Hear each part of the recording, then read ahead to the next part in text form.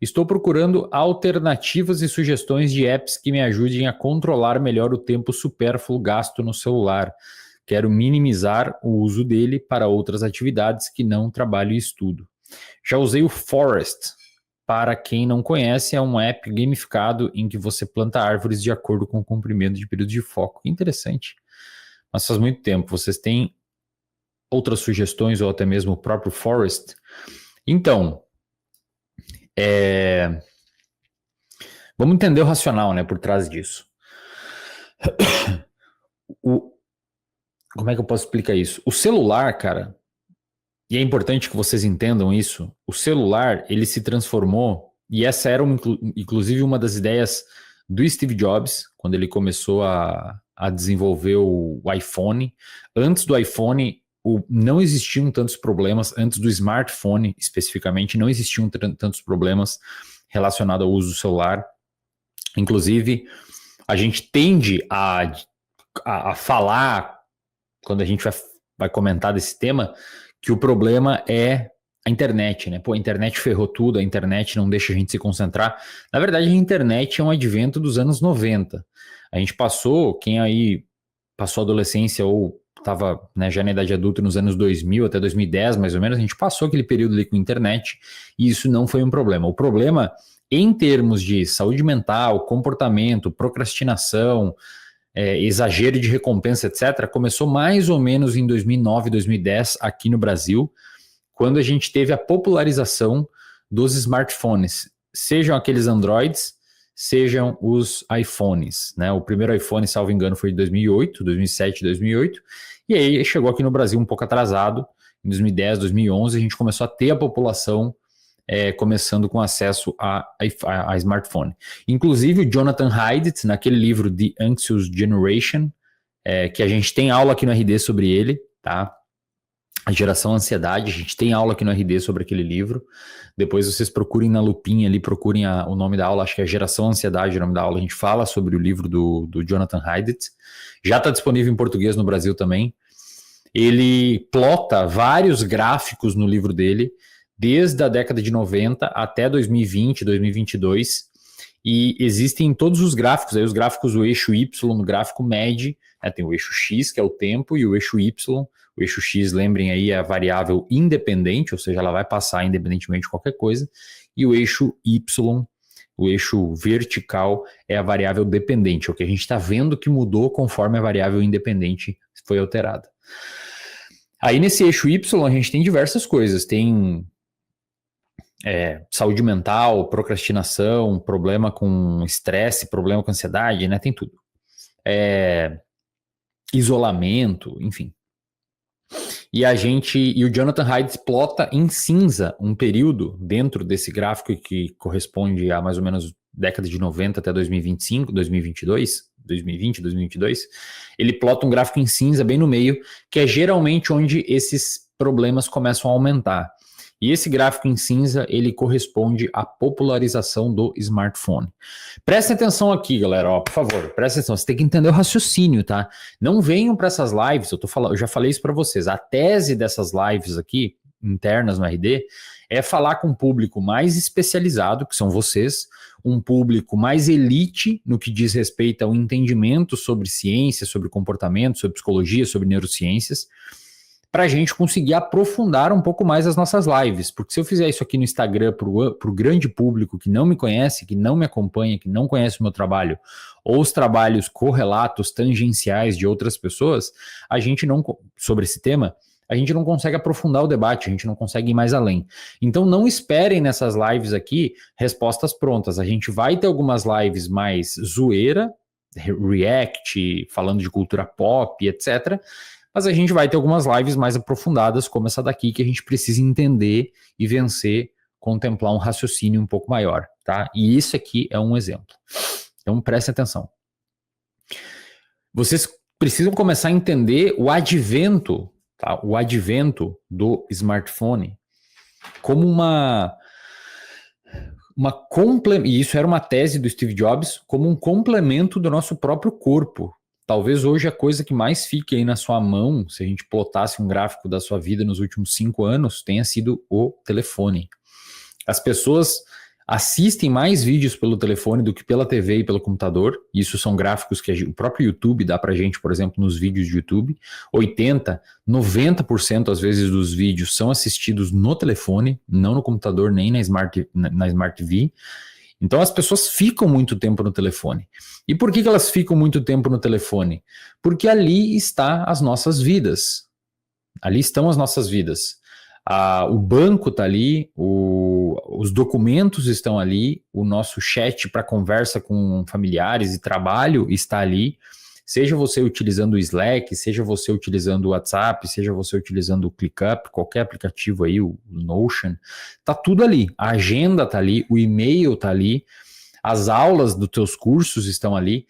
Então, o telefone, galera, realmente assim é um complemento meio que hoje indispensável às nossas vidas, né? O banco tá tudo ali.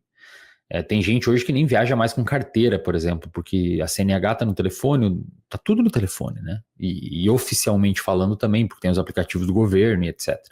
Inclusive, na minha análise, na minha humilde opinião, furto ou roubo de telefone deveria ser tratado como um crime muito mais grave do que é. Porque diferente do cara me roubar um tênis ou me roubar, sei lá, qualquer outra coisa aí, até mesmo carro ou qualquer outra coisa, cara, se roubar o telefone, se alguém roubar o seu telefone, ferrou tua vida em várias áreas. Em várias áreas. A pessoa pode abrir uma empresa se ela roubar o teu telefone no teu nome, porque tá ali os documentos, tá tudo ali, né?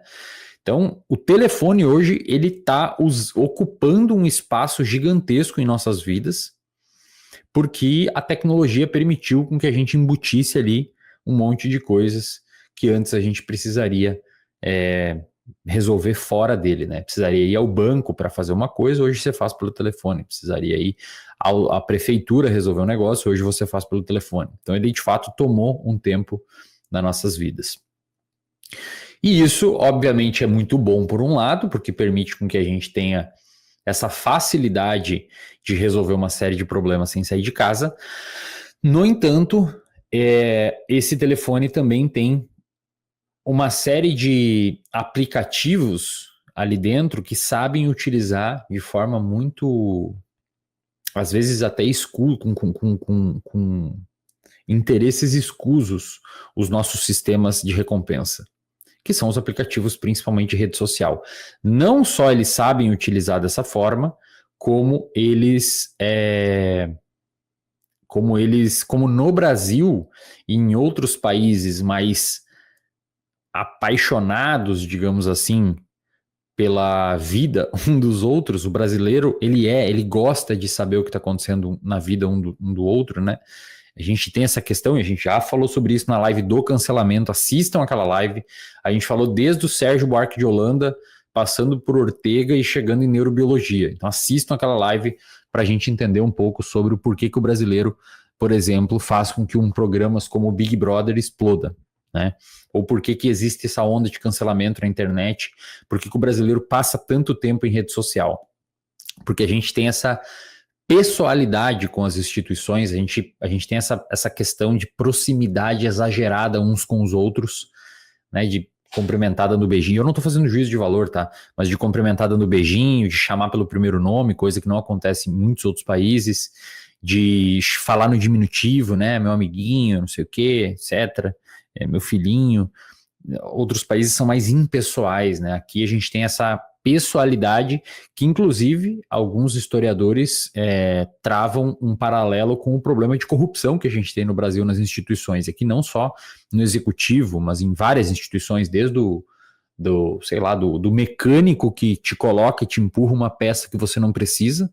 Então, a instituição privada mecânica, e ele te empurra uma peça que você não precisa, porque você não sabe se precisa ou não daquela peça, quanto aos presidentes que roubam um monte de coisa, os deputados, os senadores e outras pessoas lá que roubam um monte de coisa sem problema nenhum, né? Sem tanto problema. Então a gente tem o que o Max Weber, um sociólogo, popularizou como patrimonialismo, né? O patrimonialismo não é ser meu negócio. O patrimonialismo, eu sei que o nome é estranho, mas não é de ter o patrimônio, né? A questão do patrimonialismo é confundir o público e o privado, né? Os nossos governantes confundem esse público e esse privado, porque não tem a impessoalidade da instituição. Compreendem o que eu quero dizer? É meio que, recentemente, inclusive, salvo engano, o presidente da Câmara, não lembro quem, não lembro qual que foi o cara que foi para Alagoas, acho que é ex-presidente do Senado ou ex-presidente da Câmara. O cara foi para Alagoas, curtiu o carnaval com o avião da FAB, ou seja, a Força Aérea Brasileira, que é um patrimônio público, ele utilizou isso para fins pessoais. Isso é patrimonialismo, tá? Isso é patrimonialismo. Ou o cara que ganha um emprego numa instituição e coloca o parente dele que não é tecnicamente capaz de executar aquele tipo de trabalho, ele ganha ali porque é parente, entendeu? Então esse clientelismo, e isso faz tudo parte de nós. E parte disso faz com que a gente queira participar das redes sociais e sinta essa FOMO, esse fear of missing out, essa vontade de entender o que está acontecendo, cara. O que aconteceu com o Neymar?